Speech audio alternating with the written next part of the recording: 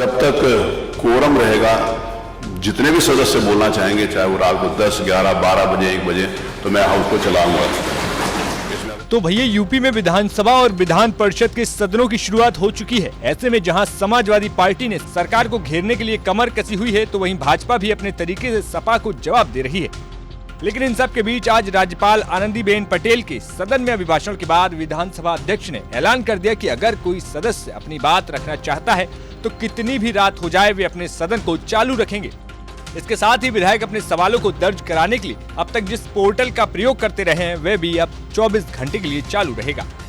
इस बात के ऊपर भी हमेशा एम्फेसाइज किया गया, इस बात को कहा गया बार बार सभी सदस्यों के द्वारा कि विधानसभा में सदस्यों को बोलने का अवसर मिलना चाहिए। अब की बार का सत्र काफी लंबा है, हम सबको मालूम है।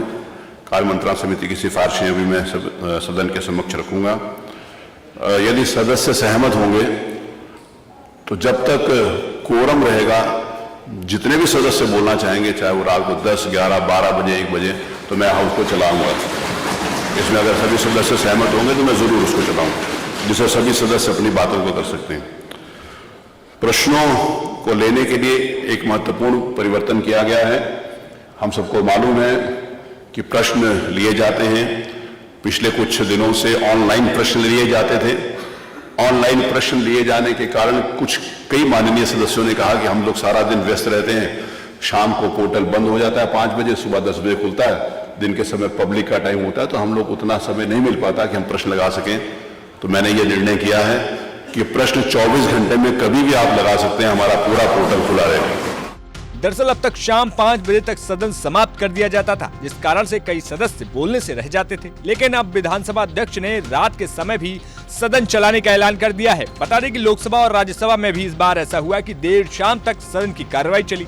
इतना ही नहीं, सतीश महाना ने विधायकों के लिए एक नया और ऐलान कर दिया, लेकिन ऐलान के साथ ही तुरंत चेतावनी भी दे डाली, जिसके बाद सभी विधायक ठहाका मारकर हंस पड़े। सतीश महाना ने ऐलान किया कि अब वे रेलवे स्टेशन और एयरपोर्ट पर सदस्यों को सदन या फिर उनके आवास तक ले जाने के लिए गाड़ी की सुविधा उपलब्ध कराएंगे। लेकिन महाना ने चेतावनी दे डाली कि अगर कोई भी सदस्य गाड़ी वाले पर प्रेशर बनाकर यहाँ वहाँ गाड़ी ले गया तो फिर उसकी खैर नहीं।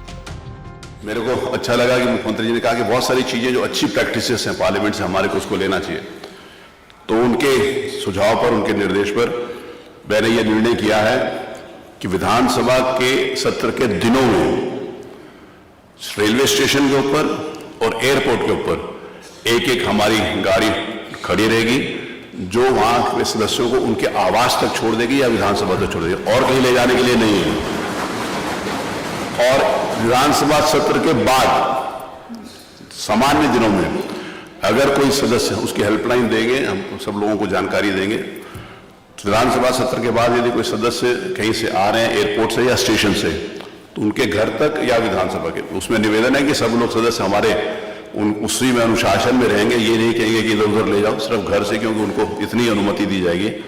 तो उसमें अगर आप सूचना दे देंगे विधानसभा को, तो वो आपको स्टेशन से आपके घर, रेलवे एयरपोर्ट से आपके घर या यहाँ तक वापस छोड़ने का भी आपका प्रबंध किया जाएगा।